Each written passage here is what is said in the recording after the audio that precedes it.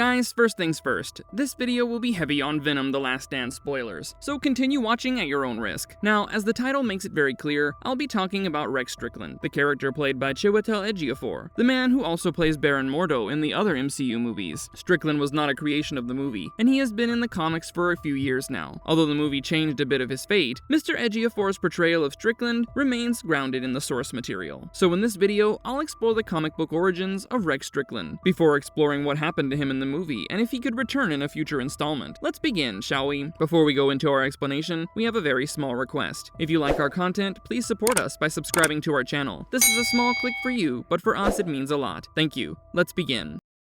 Who is Rex Strickland? What is his origin story? At 19 years old, Rex Strickland was a US Army soldier fighting in the Vietnam War. He was a good kid, you know, someone who really wanted to fight for his nation and all that. Anyway, in 1966, his squad was pinned down by a Viet Cong sniper, and they were, running out of options. If someone didn't do something quick, they'd all be dead pretty soon. Which is when our guy, Rex, stepped up. Choosing to sacrifice himself for the team, Rex was riddled with bullets and burned by napalm. Poor guy knew what was in store for him, but he did it anyway. Fortunately, it was not the end of the road for him. How? Well, he awoke in a field hospital, where Nick Fury of S.H.I.E.L.D. offered him a chance to become a super soldier by bonding with a fragment of an ancient alien symbiote they had discovered. It was fairly obvious that Rex agreed. 1, even if he survived his predicament, he would have a life more miserable than death. And 2, by becoming a super soldier, he would be in a better state to serve his country. So Rex accepted what Nick Fury and S.H.I.E.L.D. were offering him to become a super soldier with the code name Tyrannosaurus. Soon after, Rex and his fellow soldiers were sent to destroy a Viet Cong military depot. However, they quickly lost control of their symbiotes and began attacking and consuming anyone they encountered. Oh yeah, he was not the only one who was given a dose of the alien symbiote. There were others too. For 4 months, Rex and the other sim soldiers experienced blackouts, only to awaken surrounded by partially eaten corpses, and their symbiotes speaking in an eerie, unknown language. The situation was getting out of hand, and something needed to be done about it. So, a Nick Fury life model Decoy and Logan were dispatched to subdue them. The Tyrannosaurus symbiote separated from Rex and disguised itself as him to deceive Fury and Logan. Rex managed to alert them to trick and help fend off his former comrades. He even separated Logan from his symbiote when it took him over. As the Nick Fury life model Decoy, aka LMD, prepared to self-destruct to eliminate any witnesses, the Tyrannosaurus symbiote rebonded with Rex. In fact, it showed remorse for its actions and threw Logan to safety. The symbiote tried to shield Rex from the explosion, but it was burned away, and Rex was immolated. So yeah, Rex effectively died at this point. But as is the case with most of the major comic book characters, they have a hard time remaining gone because of a little something called death. After Rex's death, his consciousness was preserved in the symbiote hive mind as a codex. This allowed the Tyrannosaurus symbiote to adopt his identity, personality, and appearance. The symbiote deeply appreciated what its species called the Light. Inspired by Rex's nobility, it later attempted to free his former comrades from Grendel's offshoots with Venom's help. Grendel was the symbiote dragon, by the way. Unfortunately, their efforts were in vain because Grendel reformed itself. Venom and Tyrannosaurus merged and incinerated Grendel in a steel melting blast furnace, which destroyed both Grendel and Tyrannosaurus, though a fragment survived. As Null's awakening drew near, Rex reunited with the Tyrannosaurus symbiote in the symbiote afterlife, began assembling a team of benevolent symbiotes and their hosts' codices, including Agent Anti-Venom, to oppose him. After Eddie Brock's death, his consciousness also became trapped in the hive mind. Rex saved him from Null's minions and recruited him to help reclaim the Venom symbiote from Null. Along with Flash Thompson's codex, they entered the God Hive. Flash took control of a symbiote dragon in the real world, alerting Null to their presence. Null then possessed the Tyrannosaurus symbiote as his avatar and enveloped Eddie in living abyss, seemingly erasing the codex of Rex and his symbiote from the hive mind. So this was pretty much the story of Rex Strickland from the comics. But of course, this guy wasn't done yet. He recently appeared in The Last Dance, the final movie of the Tom Hardy Venom trilogy.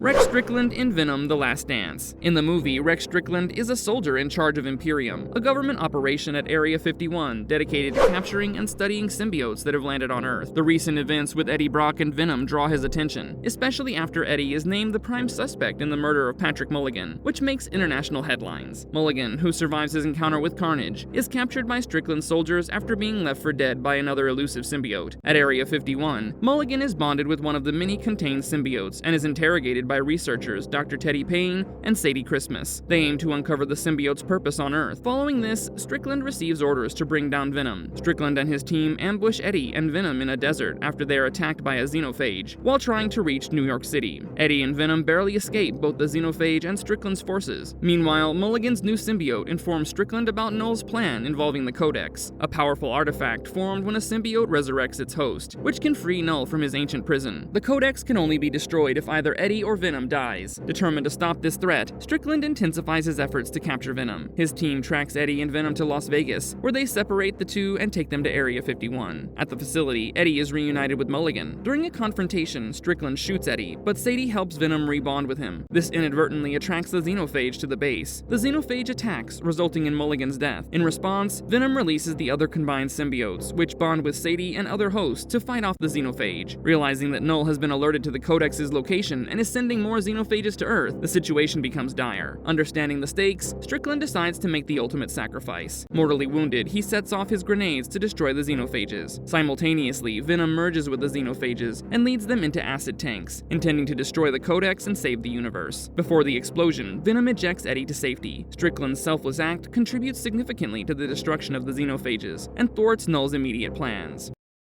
Could Rex return? As I mentioned earlier, in his final act, Venom separates from Eddie and envelops several xenophage creatures. He drags them into an acid shower meant to dissolve them all. Unsure if the acid will suffice, Strickland activates a grenade, causing an explosion that destroys Venom, the xenophages, and himself. Given the nature of the comic book movies, there's always a chance Strickland survived. A future Venom film could retcon events, perhaps showing another symbiote shielding him from the blast. He might have simply endured because the explosion wasn't fatal enough. However, the post-credits scene offers only one hint of survival, and it doesn't involve Strickland, suggesting he may have been a one-time character in Sony's Marvel Universe. Ultimately, Strickland isn't necessary to adapt the Sim Soldier storyline. It's likely that significant liberties will be taken with Null's comic history if he's brought to the big screen. That is, if Sony manages to position him as their version of Thanos, as teased in the mid-credits scene of Venom: The Last Dance. At this point, it's uncertain whether audiences are invested in how Null's story progresses. Introducing a Sim Soldier program with Strickland could have been an intriguing plot for a Venom movie. However, Venom: The Last Dance makes exploring this storyline more difficult.